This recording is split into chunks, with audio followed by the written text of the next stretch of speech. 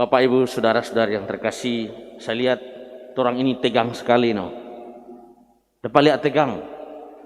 Saya ini dari kebun ya, dari Sulawesi Tengah, maka kalau tegang-tegang orang saya juga kaku di sini. Santai saja. Ini rumah Tuhan. Jadi ini kita harus bahagia di sini, ya. Kalau ada beban di rumah lepaskan dulu, atau di kantor atau di kebun juga seperti saya. Mari kita happy di rumah Tuhan ini. Ya. Jangan terlalu tegang. Ya, santai. Ini pasti kita dijaga oleh Tuhan. Yang penting perhatikan protokol kesehatan. Itu saja. Jangan komang begal-begal, karena begal itu biasa unsur-unsur dari kejahatan. Ya, yang dibujuk-bujuk setan sehingga dibuat. Tapi kalau taat kepada protokol kesehatan, saya yakin pasti kita aman semua. Maka saya ingin kita bahagia dalam rumah Tuhan ini. Jarang-jarang saya masuk di tempat seperti ini. Makanya saya tadi cuma nonton ini gambar-gambar di atas. Ya, di gereja saya baru-baru saya tugas di Santo Petrus Nulion itu nyanda ada gereja di stasi atau dalam gereja gambar seperti ini. So dekat sekali itu orang-orang kudus di atas. Ini gereja Santa Teresia dari Kalkuta. Kita dipertemukan hari ini. Bapak Ibu, saudara-saudari yang terkasih, dalam bacaan hari ini kita dengarkan bagaimana itu peranan Allah dalam kehidupan setiap manusia. Bahwa Allah itu selalu hadir dalam setiap perjalanan hidup, mau perjanjian lama, perjanjian baru, maupun juga dalam Injil hari ini. Bacaan pertama kita mendengarkan bagaimana pergumulan seorang abdi Allah, ya, bukan Elia, ya, Elisa yang menyuruh orang supaya membagikan roti. Roti itu cuma sedikit, yang akan dibagikan kepada sekitar 100 orang. Ya, ukuran manusia itu tidak akan cukup. Tidak akan bisa mencukupi orang untuk dimakan. Tetapi kalau ukuran Allah, tidak ada yang mustahil. Ya, mau satu itu dia bilang lebih, langsung jadi lebih. Dan ini saya yakini orang di sini biar beriman bagaimana tidak ada yang bisa bikin itu. Ya, bisa mempergandakan roti. Dia bilang penuh orang di gereja ini, langsung penuh. Corona tidak ada lagi, langsung tidak ada. Cuma Tuhan Allah yang boleh buat itu. Karena itu ketika hamba Allah itu, abdi Allah melakukan apa yang disampaikan oleh Nabi Elisa, itu terjadi. Ya. Bahwa ketika dia memberikan dengan tulus, ikhlas, maka pemberian itu sebenarnya diberikan kepada Allah sendiri, dan Allah yang berkarya di dalam, bekerja sehingga itu berkelimpahan, dari yang sedikit menjadi berlimpah-limpah. Itu penyerahan diri. Begitu juga dengan dalam bacaan Injil hari ini. Ketika para murid bergumul karena kekurangan makanan, terlalu banyak orang, ya. Ternyata sekitar 5.000 laki-laki, saya kira bilang tadi 4.000, 5.000, lebih banyak lagi. Yang mau makan dari 5 ikan dan 5 roti dan 2 ikan. Ini juga kan hal yang mustahil. Kalau ukuran biarlah ekonomi sarjana berapa, S berapa, tetap tak putar-putar kalau dia mau bagi ini. 2 ikan dan 5 roti dimakan kurang lebih 5.000 orang. Itu cuma laki-laki yang dihitung. Ya, yang anak-anak perempuan kasih tidak dihitung. Berarti banyak sekali orang.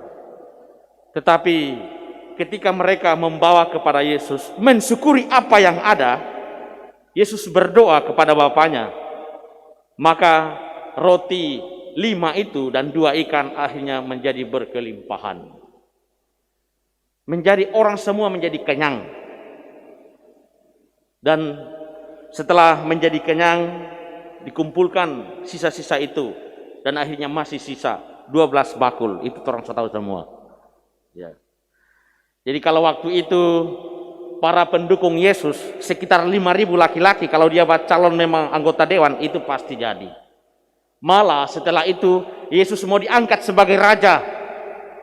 Ya kalau di sini mungkin gubernur. Itu jadi, tapi Yesus tidak mau.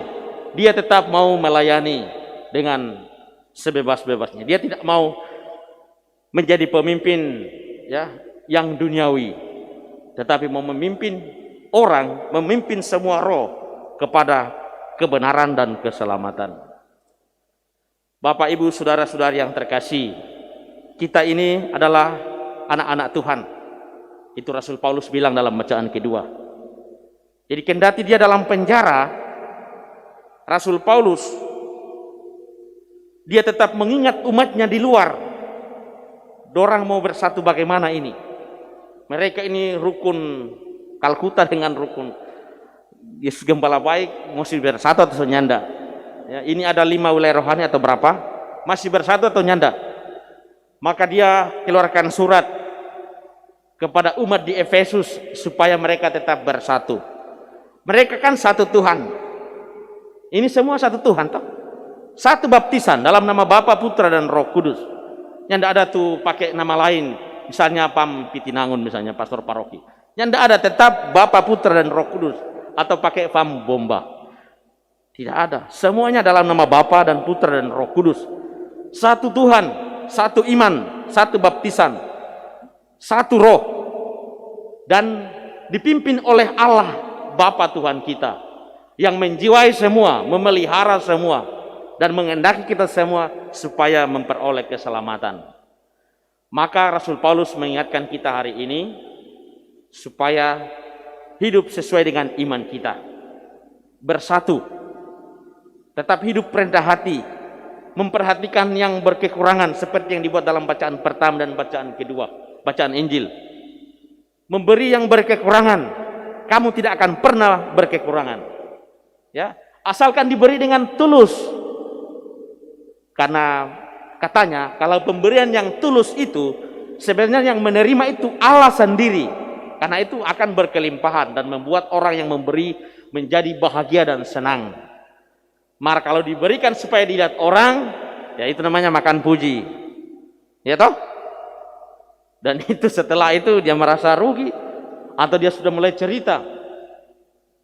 Jadi kita sebagai anak-anak Tuhan, anak-anak Allah yang Maha Kasih, sebagaimana Tuhan Yesus yang baik selalu memberi kepada yang berkekurangan, yang lapar, marilah kita juga hadir seperti itu.